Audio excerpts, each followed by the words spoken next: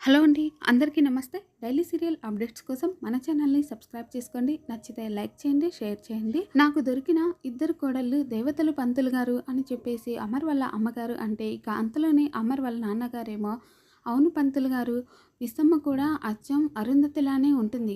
అదే మాట తీరు, అదే మంచితనం, అదే నడవడిక, అదే ఆలోచన విధానం. ఇద్దరు మనుషులు ఒకే విధంగా ఎలా ఆలోచిస్తారో నాకు తెలియడం లేదు పంతులు గారు అని చెప్పేసి అమర్ వాళ్ళ నాన్నగారు అనగానే, ఇక పంతులు గారేమో, ఏ జన్మలోనో రక్త సంబంధం ఉండి ఉంటుంది, అది ఈ జన్మలో తీర్చుకుంటున్నారు అని చెప్పేసి చెప్తారు.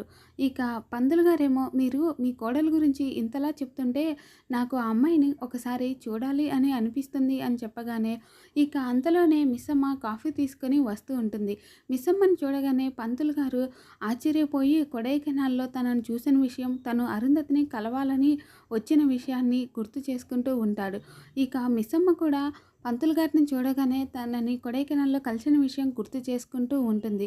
ఇక అప్పుడే పంతులు గారు, అమ్మ నువ్వు ఆ రోజు అరుంధతిని కలిసావా అని చెప్పేసి అడుగుతారు. ఇక మిస్సమ్మ ఏమో, లేదు పంతులు గారు, నేను ఆ రోజు అక్కను కలవలేకపోయాను అని చెప్పేసి చెప్తుంది.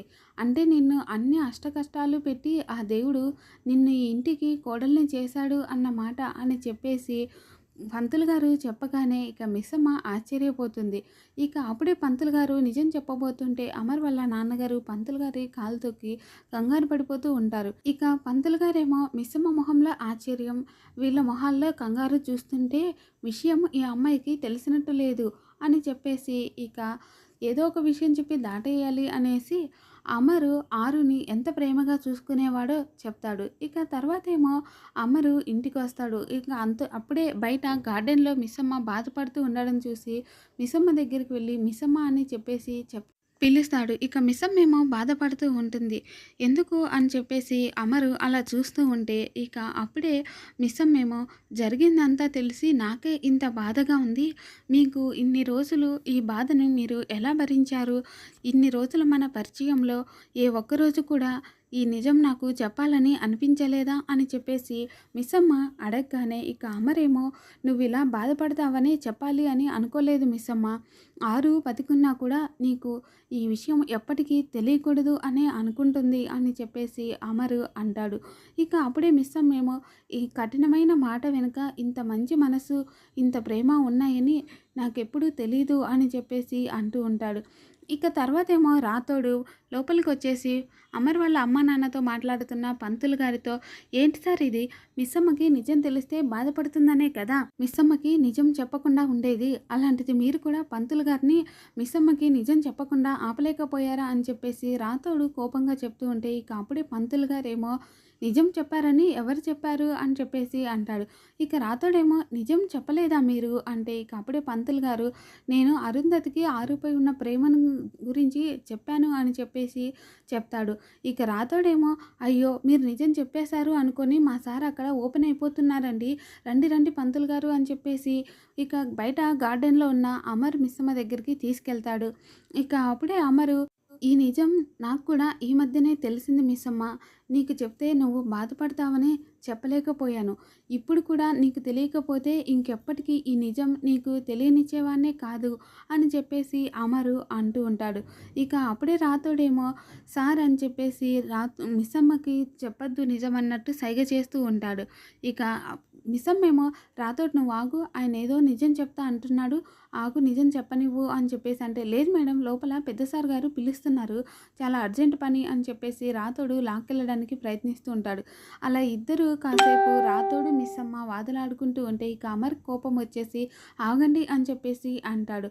ఇక అప్పుడే రాతోడు, ఏమైంది సార్, లోపల ఏమీ ఓపెన్ అవ్వలేదు సార్, మీరే ఇప్పుడు ఓపెన్ అయిపోతున్నారు అని చెప్పేసి అనగానే, అంటే పంతులు గారు నిజం చెప్పలేదా అని అమర్ అడగగానే, లేదు సార్, పంతులు గారు ఆరు మేడం గారిని మీరు ఎంత ప్రేమగా చూసుకునేవాళ్ళు ఆ విషయమే చెప్పారంట, అరుంధతి అమ్మగారు లేరు అన్న విషయాన్ని చెప్పలేదు సార్, మీరే ఇప్పుడు తొందరపడి చెప్పబోతున్నారు అని అంటే, అంటే నేను ఇప్పుడు కవర్ చేయాలా అని చెప్పేసి అమరు అనుకుంటూ ఉంటాడు. ఇక తర్వాతేమో అమర్ వాళ్ళ అమ్మా నాన్న పంతులు గారు అందరూ ఇక్కడే మాట్లాడుతూ ఉంటారు. ఇంట్లో మాట్లాడుతూ ఉన్నప్పుడు మిస్సమ్మ బాధపడుతుందని, ఇక తను ఎప్పటికీ ఆరుని కలవలేదు అని, తనకు నిజం తెలియకూడదు అని చెప్పేసే, తనకు ఇంతవరకు నిజం చెప్పలేదు పంతులు గారు అని చెప్పేసి అమర్ చెప్తాడు. ఇక అమర్ వాళ్ళ అమ్మగారైతే, "నువ్వు మిస్సమ్మకు నిజం చెప్పొద్దు అని ఎందుకన్నావో నాకు ఈరోజు అర్థమైంది నాన్న. ఆ అమ్మాయి అరుంధతికి తన గుండెల్లో గుడి కట్టుకుంది. ఆ గుడిలో దేవత లేదు అని తెలిస్తే ఏమైపోతుందో పాపం పిచ్చి పిల్ల" అని చెప్పేసి అమర్ వాళ్ళ అమ్మగారు అంటారు. ఇక తర్వాతేమో ఇద్దరు మనుషులు మొహాలు చూసుకోకపోయినా వాళ్ళ మధ్య అంత ప్రేమను ఎందుకు ఏర్పరిచాడో ఆ దేవుడు, వాళ్ళను ఎందుకు కలవకుండా చేశాడో, వాళ్ళ దారులు వేరైనప్పుడు, వాళ్ళు కలవనప్పుడు వాళ్ళ ఇద్దరికి ఎందుకు పరిచయం చేశాడో అని చెప్పేసి అమరు అంటూ ఉంటే, ఇక పంతులు గారేమో దేవుడు ఇద్దరు మనుషులను కలిపాడు అంటే అందుకు ఏదో ఒక కారణం ఉండే ఉంటుంది. వాళ్ళు కలవలేదు అని మనం దూషించడము తప్పు అని చెప్పేసి అంటాడు. కానీ మిస్సమ్మ ఆరును ఎప్పటికీ కలవలేదని తెలిస్తే అని చెప్పేసి అమరు అంటుండగానే, ఇక పంతులు గారేమో కలవలేదు అని ఎందుకు అనుకుంటున్నారు? తను కలిసింది కదా ఈ ఇంట్లోనే. ఆరుని కలిసింది అని చెప్పి పంతులు గారు చెప్పగానే ఇక అమరు షాక్ అయిపోతాడు. ఏంటి పంతులు గారు మీరు చెప్పేది అని అంటూ ఉండగానే, ఇక అమర్ వాళ్ళ నాన్నగారేమో, మనం అరుంధతి అస్థికలు పుణ్యనదుల్లో కలపలేదు కదా నాన్న, అందుకే ఆరు ఆత్మ ఇక్కడే తిరుగుతుంది ఈ ఇంటి చుట్టూనే, మన చుట్టూనే అని చెప్పి పంతులు గారు అంటున్నారు అని చెప్పగానే, ఇక అమరేమో, పంతులు గారు నిజమేనా? ఆరు మా మధ్యనే ఉందా, నా చుట్టూనే తిరుగుతుందా అని చెప్పేసి అడుగుతాడు. అవును నిజమే అని పంతులు గారు చెప్పగానే, పంతులు గారు నేను ఎలాగైనా ఒక్కసారి ఆరును చూడాలి అని చెప్పేసి అమరు అడుగుతాడు. ఇక పంతులు గారేమో, అది సృష్టికి విరుద్ధం నాయన. ఒకసారి శరీరం వదిలిన ఆత్మ మనిషి కంటికి ఎప్పటికీ కనిపించదు. అది ఒక గాలి మాత్రమే, మన చుట్టూ ఉన్నట్టు మనకు తెలిసే స్పర్శ మాత్రమే అని చెప్పేసి అంటాడు. అయితే అరుంధతి అస్థికలు ఇలా కలపకుండా ఉంటే ఆ ఆత్మ పరమాత్మలో లీనమైపోదు. ఆ ఆత్మ నరకం చూస్తుంది అని చెప్పేసి పంతులు గారు చెప్పగానే, ఇక అమరేమో ఒక మంచి రోజు చూసి అరుంధతి అస్థికలను పుణ్యనదిలో కలుపుదాం పంతులు గారు. నా ఆరుకి ఎలాంటి కష్టం కలగకూడదు అని చెప్పేసి అక్కడి నుండి వెళ్ళిపోతాడు. ఇక తర్వాతేమో రాతోడు, అరుంధతి అమ్మగారి అస్థికలు కలపడమే కాదు పంతులు గారు, మీరు ఇంకో పని కూడా చెయ్యాలి.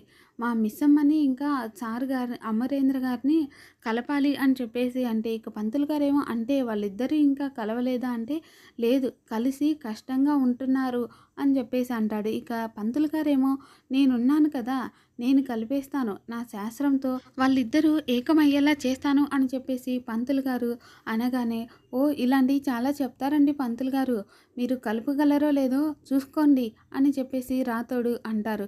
పిచ్చివాడ, ఈ శాస్త్రినే తప్పు పడుతున్నావా? ఈ శాస్త్రి మాట అంటే మాటే, మాట వేదవాక్కు లాంటిది, ఫలించి తీరుతుంది అని చెప్పేసి పంతులు గారు చెప్తారు. ఇక తర్వాతేమో రాతోడు, అవునవును మీరు ఎలా కలపాలో ఆలోచిస్తూ ఉండండి, నేను స్కూల్కి వెళ్ళి పిల్లల్ని తీసుకొస్తానని చెప్పేసి అక్కడ నుండి వెళ్ళిపోతాడు. ఇక మరోవైపేమో ఆరు, అమరేంద్ర ఆరు అస్థికలను కలుపుదామన్న విషయాన్ని గుర్తుకు తెచ్చుకుని టెన్షన్ పడిపోతూ ఉంటుంది. తర్వాతేమో మనోహరి కారు దిగి కిందికి వస్తుంది. తర్వాత గోరా ఇచ్చిన మూటను బయటికి తీస్తూ ఉంటుంది. ఇక మనోహర్ని చూసిన ఆరు పరిగెత్తుకుంటూ మనోహరి దగ్గరికి వస్తుంది. మ ఇక మనోహరి ఏమో ఆరు ఈ గార్డెన్‌లోనే తిరుగుతూ ఉంటుందని, తన ఆత్మ ఇక్కడే ఉంటుందని, ఇక గోరా చెప్పినట్టుగా ఆ తాయెత్తుని ఒక చెట్టుకి కట్టి ఆ విభూదిని అక్కడంతా చల్లాలని చూస్తూ ఉంటుంది. ఇక ఆరు ఏమో టెన్షన్ పడిపోతూ, "ఏం చేస్తున్నావే? ఏం తీసుకొచ్చావే?" అని చెప్పేసి టెన్షన్‌గా ఉంటుంది. మరి రాబోతున్న ఎపిసోడ్‌లో ఏం జరుగుతుందో మళ్ళీ మన ఛానల్‌లో తెలుసుకుందాం. Thanks for watching.